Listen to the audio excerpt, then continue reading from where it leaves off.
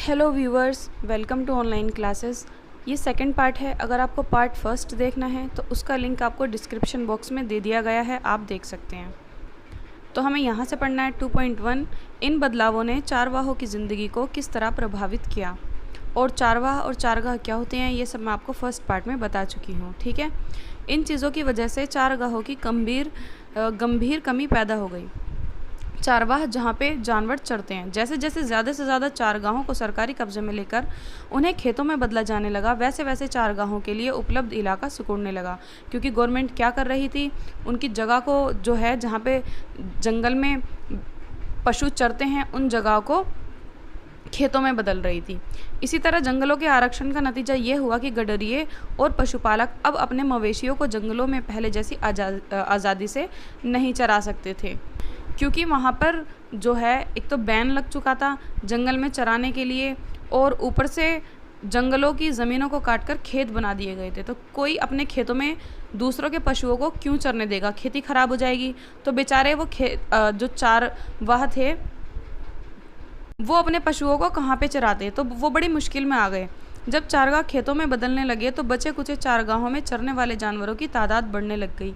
इसका नतीजा ये हुआ कि चारगाह सदा जानवरों से भरे रहने लग गए। अब तक तो घुमंतु चारवाह अपने मवेशियों को कुछ दिन तक ही एक इलाके में चराते थे, पर अब क्या हुआ, बहुत दिन तक एक ही इलाके में चराने लग गए। तो उससे क्या हुआ, पहले वो ऐसा करते थे कि एक जगह चराते थे और फिर दूसरी जगह चले जाते थे।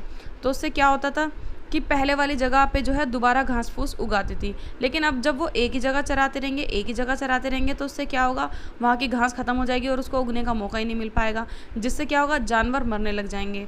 तो चारगाहों के बेहिसाब इस्तेमाल से चारगाह का स्तर गिरने लग गया, तो जानवरों के लिए चारा कम पड़ने लग गया। फलस्वरूप जानवरों की सेहत और तादाद भी गिरने लग गई, क्योंकि जब वो कुछ खाएंगे नहीं तो बेचारे क्या करेंगे, वो मर जाएंगे। चारे की कमी और जब तक पड़ने वाले अकाल की वजह से कमज़ोर और भूखे जानवर बड़ी संख्या में मरने लगे, और इनकी जो कमाई होती है वो किससे होती है, जानवरों से होती है। और जब जानवर मर जाएंगे तो बेचारे जो चारवाह हैं वो क्या करेंगे। चारवाहों ने इन बदलावों का सामना कैसे किया। ठीक है, इन बदलावों पर चारवाहों की प्रतिक्रिया कई रूपों में सामने आई। कुछ चारवाहों ने तो अपने जानवरों की संख्या ही कम कर दी, जैसे कि 300-400 चराते होंगे तो अब 50-60 कर दिए, इस तरीके से, ताकि चराने में ज़्यादा प्रॉब्लम ना आए। अब बहुत सारे जानवरों को चराने के लिए पहले की तरह बड़े बड़े और बहुत सारे मैदान नहीं बचे हुए थे। जब पुराने चारगाहों का इस्तेमाल करना मुश्किल हो गया तो कुछ चारवाहों ने नए नए चारगाह ढूंढ लिए। मिसाल के तौर पर ऊँट और भेड़ पालने वाले राइका, जो कि 1947 के बाद, क्योंकि देश बढ़ गया था ना, पाकिस्तान अलग हो गया था, हिंदुस्तान अलग हो गया था, तो ना तो सिंध में दाखिल हो सकते थे और ना ही सिंधु नदी के किनारे अपने जानवरों को चरा सकते थे। तो वो कहाँ पे आ गए, वो भारत और पाकिस्तान के बीच खींच गई सीमा रेखा ने उनको दोनों तरफ जाने से रोक दिया। तो जाहिर से बात है वो अपने जानवरों को चराने के लिए कहीं ना कहीं तो जाएंगे। तो वो कहाँ पे चले गए, वो हरियाणा के खेतों में जाने लग गए। कटाई के बाद जो है वो उनसे बात कर लेते थे वहाँ के खेतों के मालिक से, जो किसान होते हैं, कि हम यहाँ पे अपने जानवरों को चरा सकते हैं या नहीं। वहाँ पे वो अपने जानवरों को चरा लिया करते थे जब कटाई हो जाती थी उसके बाद। और वो जानवरों को इसलिए चराने देते थे जो खेतों के मालिक होते थे, ताकि खेतों में खाद की पूर्ति हो जाए, क्योंकि जानवर वहाँ पे जो मल मूत्र करते हैं उसका खाद बन जाता है और जिससे पौधे बहुत अच्छे से दोबारा उगाते हैं। ठीक है, समय गुजरने के साथ कुछ धनी चारवाहे ज़मीन खरीद कर एक जगह बस गए, और उन्होंने क्या किया, वहाँ पे जो है किसान का काम शुरू कर दिया, मतलब खेती बाड़ी ये सब काम शुरू कर दिया। ठीक है, बहुत से जो है दूसरे कामों में लग गए, बहुत से मजदूरी करने लग गए। तो सबने, बहुत से जो चारगाह हैं उन्होंने अपने काम बदल दिए। बहरहाल चारवाहों पर इस तरह के बदलाव सिर्फ हमारे देश में ही नहीं थोपे गए, दुनिया के बहुत सारे इलाकों में नए कानूनों की वजह से चारवाह के जो उनका जो लाइफ स्टाइल है वो पूरा तितर बितर हो गया, बिल्कुल अलग हो गया। ठीक है, दुनिया के बहुत सारे इलाकों में नए कानूनों और बसाहट के नए तौर तरीकों ने उन्हें आधुनिक दुनिया में आ रहे बदलावों के मुताबिक अपनी ज़िंदगी का ढर्रा बदलने पर मजबूर कर दिया। क्योंकि वो बेचारे पढ़े लिखे भी नहीं होते, किसी के खिलाफ ऐसे कोई कदम भी नहीं उठा सकते, तो वो क्या करते, अगर कोई उनको मना कर देता तो वो दूसरा रास्ता अपना लेते। लेकिन ऐसा सिर्फ इंडिया में नहीं हुआ, ऐसा दूसरे देशों में भी हुआ है। इसलिए अब हम यहाँ तक तो इंडिया की बात करेंगे, अब हम दूसरे देशों की भी बात करेंगे। यहाँ पर हम बात करेंगे अफ्रीका की, और अफ्रीका की भी जो कहानी है वो इंडिया से काफ़ी मैचिंग है। फ़र्क सिर्फ इतना है कि वहाँ पे जो हैं आपको थोड़े से अजीब से लोग दिखाई देंगे, और उनका जो ड्रेस वगैरह वो आपको अलग दिखाई देगा, और वहाँ के जो समुदाय के नाम है वो भी अलग अलग आपको दिखाई देंगे। तो अब हम थर्ड पेज पे बात कर रहे हैं अफ्रीका में चारवाहा जीवन। ठीक है, आइए अब ज़रा अफ्रीका की तरफ चलें जहाँ दुनिया की आधी से ज़्यादा चारवाहा आबादी रहती है। आधी से ज़्यादा मतलब इतने लोग वहाँ पे चारवाही में लगे हुए हैं। आज भी अफ्रीका में लगभग सवा दो करोड़ लोग रोज़ी रोटी के लिए किसी न किसी तरह की चारवाही गतिविधियों पर ही आश्रित हैं। 2.25 करोड़ लोग जो हैं चारवाही में लगे हुए हैं आज भी, मतलब वहाँ पे बहुत ज़्यादा तादाद में लोग ये काम करते हैं। इनमें जो हैं ये सारे हैं बेदुइन्स, बर्बेर्स, मसाई, सोमाली, बोरान और तुर्काना जैसे जाने माने समुदाय भी शामिल हैं। ये वहाँ के बड़े बड़े समुदाय के नाम हैं जो चारवाही में लगे हुए हैं। जैसे कि यहाँ पे बहुत सारे समुदाय के नाम बताए थे ना, वैसे ही इनमें से ज़्यादातर अब अर्धशुष्क घास के मैदानों या सूखे रेगिस्तानों में रहते हैं, जहाँ पे क्या होता है, वर्षा आधारित खेती करना बहुत ही बड़ा मुश्किल काम है, क्योंकि वहाँ पे वर्षा नहीं होती, बहुत ना के बराबर होती है। यहाँ के चारवाही गाय, बैल, ऊँट, बकरी, भेड़ और गधे पालते हैं और दूध, मांस और पशुओं की खाल, ऊन आदि ये सब बेचते हैं। कुछ चारवाहे व्यापार और यातायात का भी काम करते हैं। ठीक है, ये वहाँ का एक पिक दी हुई है, ये वहीं की जगह का नाम है। क्या ये मसाई लैंड, जिसके पीछे किलिमंजारो पहाड़ दिखाई दे रहे हैं, ये वहीं की जगह का नाम है मसाई लैंड। ठीक है, वैसे तो यहाँ पे बहुत सारे समुदाय हैं, लेकिन हम उन सभी समुदायों में से किसी एक समुदाय को पकड़ लेंगे और उसके बारे में बात करेंगे। एक समुदाय के बारे में अगर हमने समझ लिया तो समझिए बाकी समुदाय के बारे में भी सेम प्रॉब्लम है। ये वहाँ का नक्शा दिया हुआ है कि कौन सी जगह में कौन से समुदाय के लोग ज़्यादा रहते हैं, जैसे यहाँ का नक्शा दिया था सेम वैसे ही। तो एक बार आप इसको अपनी बुक में से पढ़ लेना, इसमें कोई खास समझाने वाली बात है नहीं। ओके, जैसे ये यहाँ पे दिए हुए हैं बहुत सारे नाम। तो इन परिवर्तनों को हम चारवाहों के एक खास समुदाय के माध्यम से समझने की कोशिश करते हैं कि वहाँ के जो समुदाय हैं, वहाँ के जो चारवाहे हैं, उन पे क्या असर हुआ। तो हम एक खास समुदाय को ले लेते हैं, हम ले लेते हैं मसाई नाम के समुदाय को। ठीक है, क्योंकि सबके बारे में पढ़ेंगे तो पूरी बुक जो है इसी के ऊपर जो है हमें पढ़नी पड़ेगी। तो किसी एक समुदाय के बारे में पढ़ लेते हैं, मसाई समुदाय के बारे में। मसाई पशुपालक मोटे तौर पर पूर्वी अफ्रीका के निवासी हैं, मतलब पूर्व की तरफ रहते हैं वो अफ्रीका में। इनमें से लगभग इकाई, दहाई, सैकड़ा, हज़ार, 10,000, लाख, 3 लाख दक्षिणी कीनिया में और करीब 1,50,000 तंजानिया में रहते हैं। इतनी ज़्यादा तादाद है इनकी। अभी हम देखेंगे कि नए कानूनों और बंदिशों ने कि इस तरह न केवल इनकी ज़मीन उनसे छीन ली, बल्कि उनकी आवाजाही पर, मतलब आने और जाने पर भी रोक लगा दी। जो नए कानून, क्योंकि वहाँ पे भी दूसरे देश का कब्ज़ा हुआ था ना, इसलिए जैसे हमारे यहाँ पे अंग्रेज़ों का कब्ज़ा हुआ था और उन्होंने यहाँ पे पूरी लाइफ स्टाइल सब कुछ बर्बाद कर दिया था, चारवाहों का और बाकी सबका भी ऐसे वहाँ पे भी हुआ था। तो यहाँ पे हम पढ़ेंगे 3.1 चारगाहों का क्या हुआ। मसाइयों की सबसे बड़ी समस्या ये रही है कि उनके चारगाह दिनों दिन सिमटते जा रहे थे। कैसे? औपनिवेशिक शासन से पहले मसाई लैंड का इलाका उत्तरी कीनिया से लेकर तंजानिया के घास के मैदानों तक फैला हुआ था। 19वीं सदी के आखिर में यूरोप की साम्राज्यवादी ताकतों ने अफ्रीका में कब्जे के लिए मारकाट शुरू कर दी। वहाँ पे यूरोपियन देशों का जो है कब्जा था, ठीक है, और उन्होंने वहाँ पे मारकाट शुरू कर दी थी उनके इलाके लेने के लिए। और उनके इलाकों को वो पता है अपने कब्जे में लेके क्या कर रहे थे।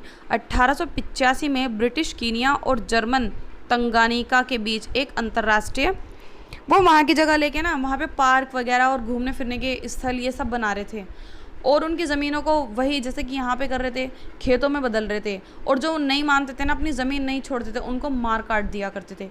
कितना बुरा सलूक कर रहे थे वो बेचारों के साथ। तो वहाँ तो यहाँ से भी ज़्यादा बुरा सलूक किया है उन्होंने। सीमा रेखा खींचकर मसाई लैंड के 2 बराबर टुकड़े कर दिए।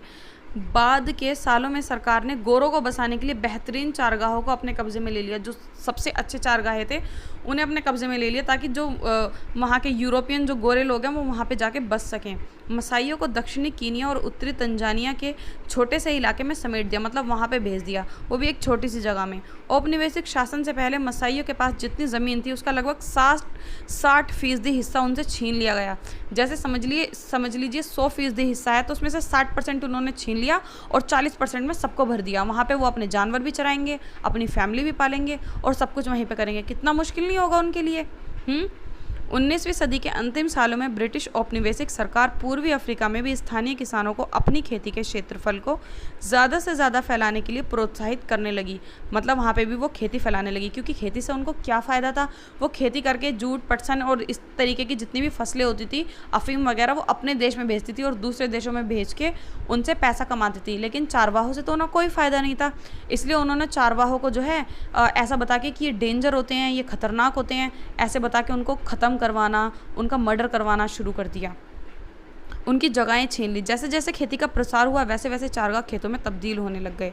बहुत सारे चारगाहों का शिकारगाह बना दिया गया, मतलब सारी ज़मीनें वो अपने कब्ज़े में करके अपनी मन मुताबिक यूज़ कर रहे थे उसको।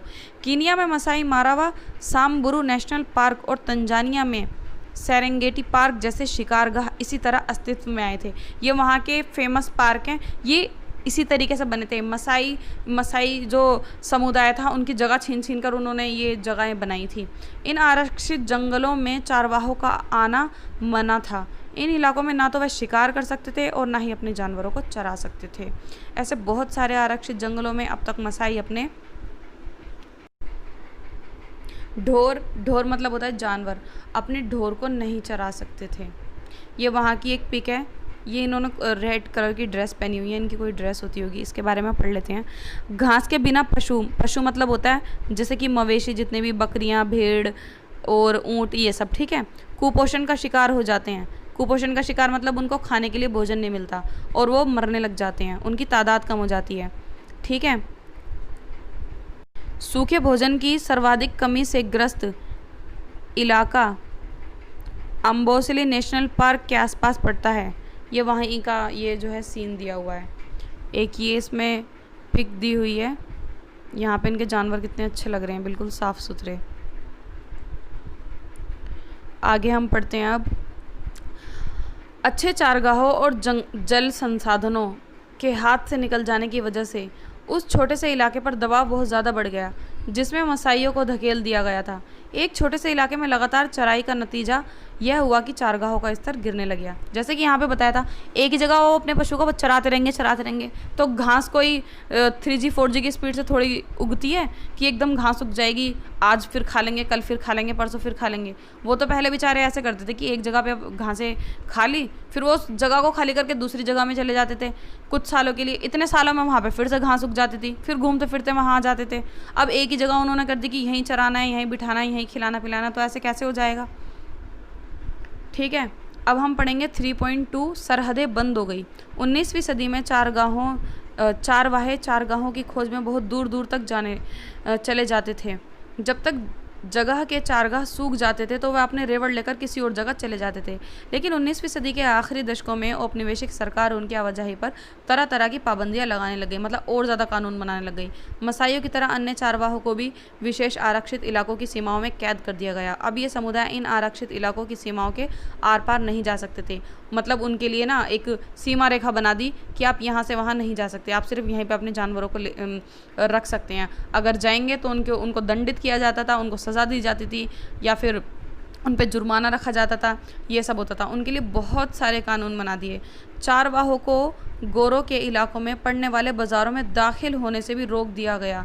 मतलब जैसे कि वो अपने जानवरों को जैसे चराने के लिए लेके जा रहे हैं और रास्ते में कोई जो ब्रिटिश सरकार जिनका उनके ऊपर कब्जा था, अगर वो वहाँ पे जैसे रास्ते में उनकी कोई कॉलोनी पड़ जाती है या शहर पड़ जाता है, तो वो अपने इलाके में उनको घुसने नहीं देते थे कि यहाँ से नहीं जाओगे, जहाँ से मर्जी वहाँ से जाओ। अब जब रास्ता वहाँ से पड़ेगा तो वहीं से तो जाएंगे या कहीं और से जाएंगे।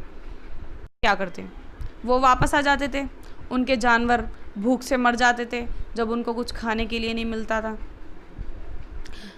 चारवाहों को गोरों के इलाकों में पड़ने वाले बाज़ारों में दाखिल होने से भी रोक दिया गया। बहुत सारे इलाकों में तो वह कई तरह के व्यापार भी नहीं कर सकते थे, मतलब कुछ सामान खरीद बेच नहीं सकते थे। बाहर से आए गोरे और यूरोपीय औपनिवेशिक अफसर उन्हें खतरनाक और बर्बर स्वभाव वाला मानते थे, क्योंकि वो ब्लैक कलर के होते हैं ना, और दिखने में थोड़े ऐसे लगते हैं जैसे कितने ज़्यादा पावरफुल हैं या फिर जैसे कितने ज़्यादा खतरनाक है। तो वो उन्होंने ऐसा ही बना दिया था। जो औपनिवेशिक टाइम में उनके अफसर थे, जो गोरे लोग थे, उन्होंने ऐसे कह दिया था कि ये डेंजर हैं, ये खतरनाक हैं, ये ठीक नहीं है, जबकि ऐसा कुछ नहीं होता। किसी के फेस पे नहीं जाना चाहिए, गोरे काले से कुछ नहीं होता। गोरा ज़रूरी नहीं है कि गोरा इंसान बहुत अच्छा होता है और काला इंसान डेंजर होता है, ऐसा कुछ नहीं होता। ये जो दिल में भेदभाव डाला हुआ है। लेकिन इन स्थानीय लोगों से किसी भी तरह के संबंध जो है वो ऐसा नहीं करते थे कि संबंध बिल्कुल इनसे तोड़ देते थे। मतलब अपने बाज़ार में जो है ना, ये इनके गोरों के बाज़ार में जो वहाँ के काले लोग थे वो कुछ खरीद बेच नहीं सकते थे, अपने जानवरों को चरा नहीं सकते थे। लेकिन ऐसा नहीं था वो इनसे बात नहीं करते थे, बात तो करते थे। क्यों? क्योंकि जैसे कि मकान बनवाने का काम, ठीक है, जो छोटे मोटे काम होते हैं, मजदूरी का काम गोरे लोग किन से करवाते हैं? इनसे ही तो करवाते, इसलिए वो अपने संबंध इनसे बनाए रखते थे। अब हम पढ़ेंगे 3.3, जब चारागाह सूख जाते हैं तब क्या होता है। सूखा दुनिया भर के चारागाहों की ज़िंदगी पर असर डालता है। जिस साल बारिश नहीं होती और चारागाह सूख जाते हैं, अगर उस साल मवेशियों को किसी हरे भरे इलाके में ना ले जाया जाए तो उनके सामने भुखमरी का संकट पैदा हो जाता है। क्या होता है? जानवर भूखे मर जाते हैं। इसलिए परंपरागत तौर पर चारावाहे घुमंतू स्वभाव के लोग होते हैं। ये यहाँ से वहाँ जाते रहते हैं ताकि उनके जानवरों का पेट भर सके और बुरे से बुरे समय का सामना वो कर सकें। लेकिन औपनिवेशिक शासन की स्थापना के बाद तो मसाइयों को एक निश्चित इलाके में कैद कर दिया गया था। उनके लिए एक इलाका आरक्षित कर दिया गया और चारागाहों की खोज में यहाँ वहाँ भटकने पर रोक लगा दी गई। उन्हें बेहतरीन चारागाहों से मरहूम कर दिया गया। सड़ी भूसी सी बेकार सी जगह दे दी गई कि आप अपने जानवरों को यहाँ पर पालिए, ठीक है। और एक ऐसी अर्धशुष्क पट्टी में रहने पर मजबूर कर दिया गया। मतलब ऐसी सूखी पुखी सी जगह उनको दे दी गई जहाँ सूखे की आशंका हमेशा ही बनी रहती है। मतलब कभी हरा भरा होता ही नहीं है कुछ भी, क्योंकि ये लोग संकट के समय में भी अपने जानवरों को लेकर ऐसी जगह नहीं जा सकते थे जहाँ उन्हें अच्छे चारागाह मिल सकते थे। इसलिए सूखे के सालों में मसाइयों के बहुत सारे मवेशी भूख और बीमारियों की वजह से मर जाते थे। 1930 की एक जांच से पता चला कि कीनिया में मसाइयों के पास 7,20,000 मवेशी, 8,20,000 भेड़ और 1,71,000 गधे थे। 1933 और 1934 में पड़े केवल 2 साल के सूखे के बाद इनमें से आधे से ज़्यादा जानवर मर चुके थे। पता है क्यों? क्योंकि उन्होंने जो उन्हें सड़े भूसे से इलाके में भेज दिया था ना, जहाँ पे ना घास उगती थी ना बारिश पड़ती थी, वहाँ पे कुछ उगता ही नहीं था, तो वो बेचारे अपने जानवरों को क्या खिलाते, तो उनके जानवर भूख से मर गए। अब हम पढ़ेंगे 3.4, सब पर एक जैसा असर नहीं पड़ा, ठीक है। मतलब जितने भी चारागाह थे उन पर सब पर एक जैसा असर नहीं पड़ा, क्योंकि इनमें से कुछ प्रॉपर्टी वाले भी थे, मतलब कुछ के पास पैसा था। जैसे कि औपनिवेशिक काल में अफ्रीका के बाकी स्थानों की तरह मसाई लैंड में भी आए बदलावों से सारे चारागाहों पर एक जैसा असर नहीं पड़ा। उपनिवेश बनने से पहले मसाई समाज 2 सामाजिक श्रेणियों में बटा हुआ था। एक था वरिष्ठ जन, जिसे हम एल्डर्स कह सकते हैं, और दूसरा था योद्धा, जिसे हम वॉरियर्स कह सकते हैं, ठीक है। ये 2 श्रेणी बटी हुई थी। वरिष्ठ जन शासन चलाते थे और समुदाय से जुड़े मामलों पर विचार विमर्श करते हैं और अहम फैसले लेने के लिए वे समय समय पर सभा करते हैं, मतलब मीटिंग करते हैं। योद्धाओं में ज़्यादातर नौजवान होते हैं जिन्हें मुख्य रूप से लड़ाई लड़ने और कबीले की हिफाजत करने के लिए तैयार किया जाता है। तो वो क्या करते हैं? वे समुदाय की रक्षा करते हैं और दूसरे कबीले के मवेशियों को छीन के लाते हैं। मवेशी मतलब उनके जानवरों को। जहाँ जानवर ही संपत्ति हो तो वहाँ पे हमला करके एक दूसरे की जो जानवर छीने जाएंगे, तो उनको ये तो एक महत्वपूर्ण चीज़ हो जाएगी ना, एक इंपॉर्टेंट चीज़ हो जाएगी। मतलब जैसे कि एक दूसरे की प्रॉपर्टी छीनना, ठीक है। अलग अलग चारावाह समुदायों की ताकत इन्हीं मामले से तय होती थी कि कौन किसके कितने मवेशी छीन के लाता है, कितने जानवर छीन के लाता है। मतलब जो जिसके जितने जानवर छीन के लाएगा वो उतना ही ज़्यादा पावरफुल होगा, ठीक है।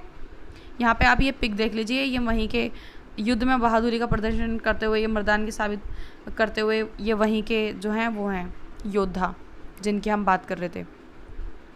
युद्ध में बहादुरी का प्रदर्शन करके अपनी मर्दानगी साबित कर देते थे, फिर भी वह वरिष्ठ जनों के नीचे ही काम करते थे। मसाइयों के मामलों की देखभाल करने के लिए अंग्रेज सरकार ने कई ऐसे फैसले लिए जिनसे आने वाले सालों में बहुत गहरे असर पड़े। उन्होंने कई मसाई उप समूहों के मुखिया तय कर दिए और अपने अपने कबीलों के सारे मामलों की जिम्मेदारी उन्हें सौंप दी। इसके बाद उन्होंने हमलों और लड़ाइयों पर पाबंदी लगा दी। इस तरह वरिष्ठ जनों और योद्धाओं दोनों की परंपरागत सत्ता बहुत कमज़ोर हो गई।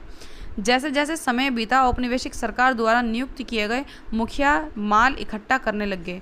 उनके पास नियमित आमदनी थी जिससे वे जानवर, साजो सामान, मतलब सजाने का सामान और ज़मीन खरीद सकते थे। वह अपने गरीब पड़ोसियों को लगान चुकाने के लिए कर्ज पर पैसा देते थे। उनमें से ज़्यादातर बाद में शहरों में जाकर बस गए और व्यापार करने लगे। उनके बीवी बच्चे गांव में ही रहकर जानवरों की देखभाल करते थे। उन्हें चारावाही और गैर चारावाही दोनों तरह की आमदनी होती थी। अगर उनके जानवर किसी वजह से घट जाएं तो वह और जानवर खरीद सकते थे। जो चारवाहे सिर्फ अपने जानवरों के सहारे ज़िंदगी बसर करते थे, उनकी हालत अलग थी, क्योंकि उनके पास और कुछ था ही नहीं सिवाय जानवर के। अगर जानवर मर जाएं तो उनकी हालत भी बहुत बुरी हो जाती थी। ठीक है, तो वो क्या करने लग गए, वो मजदूरी करने लग गए, जैसे कि सड़क बनाना, किसी का घर बनाना, ठीक है, ये सब निर्माण कार्य है। तो इस तरह मसाई समाज में 2 स्तरों पर बदलाव आए। पहला वरिष्ठ जनों और दूसरा योद्धाओं के बीच। उम्र पर आधारित परंपरागत फर्क पूरी तरह खत्म भले ना हुआ हो, पर बुरी तरह अस्त व्यस्त ज़रूर हो गया। दूसरा अमीर और गरीब। ठीक है, इसको थोड़ा स्क्रॉल करके ऊपर जाते हैं, फिर देखते हैं। अब चारवाहों के बीच फ़र्क शुरू हो गया। किसका? अमीर और गरीब का। क्योंकि कुछ चारवाहे अमीर हो गए जो डबल काम करते थे, जो चारवाही का काम भी करते थे और अपना पैसा वो इन्वेस्ट भी किए रखते थे, मतलब कुछ और भी काम करते थे। ठीक है, और दूसरे गरीब जो सिर्फ और सिर्फ चारवाही का काम करते थे, क्योंकि उनके जानवर ख़त्म हो गए, मर गए, तो उनके पास कोई दूसरा चारा नहीं था। वो क्या करने लग गए? वो मजदूरी का काम करने लग गए। तो इस तरीके से चारवाहों के बीच नया भेदभाव पैदा हो गया। किसका? अमीरी और गरीबी का। चैप्टर आपका फिनिश हो गया, तो हम किस निष्कर्ष पे पहुंचते हैं? इस तरह हम देखते हैं कि जो हमारा मॉडर्न वर्ल्ड है, जो आधुनिक दुनिया है, अलग अलग चारवाह समुदाय पर इसका अलग अलग असर पड़ा है। नए नए सीमाएँ बनी हैं, कानून बने हैं, इनकी आवाजाही पर आने जाने पर रोक लगी है। लेकिन जैसे जैसे चारागाह ख़त्म होते गए, जानवरों को चराना एक मुश्किल काम होता गया, और जो चारागाह बचे भी थे वो अत्यधिक इस्तेमाल की वजह से बेकार हो गए। ठीक है, और सूखे की वजह से और ज़्यादा बेकार हो गए। लेकिन इनके ऊपर जितने भी बंदिशें थोपी गई, इनके ऊपर जितने भी कानून थोपे गए, उसके बाद भी ये जो हैं चारागाह की तलाश में इधर उधर जाते रहे, और ये आज भी हैं। ऐसा नहीं है ये ख़त्म हो गए हैं, ये काम ख़त्म हो गया, ऐसा नहीं है। फिर भी चारवाहे बदलते वक्त के हिसाब से खुद को ढालते रहे। वह अपनी सालाना आवाजाही का रास्ता बदल लेते हैं, जानवरों की संख्या कम कर लेते हैं, नए इलाकों में दाखिल होने के लिए हर संभव लेन देन करते हैं, और राहत, रियायत व मदद के लिए सरकार पर राजनीतिक दबाव भी डालते हैं। वह उन इलाकों में अपने अधिकारों को बचाए रखने के लिए अपना संघर्ष जारी रखते हैं। वो सब कुछ करते हैं, और आज भी चारवाह बहुत सारे हैं, इस देश में भी और दूसरे देशों में भी। इनफैक्ट आज के टाइम में जो साइंटिस्ट हैं और जो बाकी लोग हैं, वो ये कहते हैं, जो अर्थशास्त्री हैं वो ये कहते हैं कि सूखे इलाके जो होते हैं और जहाँ पे बर्फ़ बहुत ज़्यादा पड़ती है पहाड़ों पे, वहाँ पे ये सबसे अच्छी चीज़ है चारावाही करना। वहाँ पे और दूसरा काम अच्छे से चल ही नहीं सकता कि चारावाही करो, जानवरों को बेचो, उनकी मतलब दूध वगैरह, उनसे जो भी वो बेचते हैं, जो भी वो काम करते हैं, वो काम किया जाए, तो इससे अच्छा काम नहीं मिलेगा। ठीक है, तो ये चैप्टर आपका यहीं ख़त्म हो जाता है। ये इंडिया की पिक है, ये वहाँ की गडरिये हैं, ये राई का गडरिये हैं। ओके, ये यहीं की पिक है इंडिया की। अगर आपको इस चैप्टर के क्वेश्चन आंसर्स चाहिए और आप चाहते हैं कि मैं चैप्टर्स के क्वेश्चन आंसर पे भी वीडियो बनाऊं, तो आप मुझे कमेंट करके बताइए। और अगर आपको वीडियो अच्छी लगे तो वीडियो को लाइक करें, और अच्छी ना लगे तब भी वीडियो को लाइक करें, क्योंकि बहुत मेहनत से वीडियो बनती है। और अपने फ्रेंड्स के साथ वीडियो को शेयर करें, और चैनल को सब्सक्राइब करें। अगर आपको लाइक करना नहीं आता तो मैं सिखा देती हूँ, यहाँ से लाइक करें, यहाँ से सब्सक्राइब करें, और ये घंटा भी दबा दें, इससे आपको नोटिफिकेशन आ जाएगा मैं जो भी वीडियो डालूँगी। मिलते हैं नेक्स्ट वीडियो में, बाय बाय।